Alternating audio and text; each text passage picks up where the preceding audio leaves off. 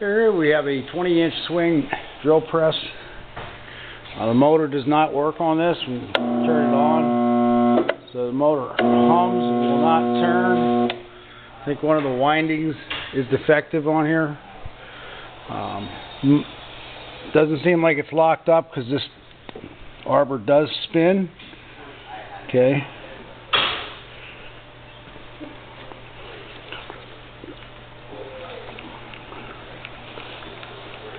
You can bring down the quill manually this way.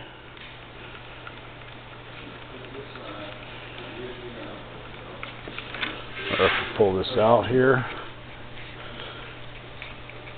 you can do it with the handles here. All the other functions appear to work on here.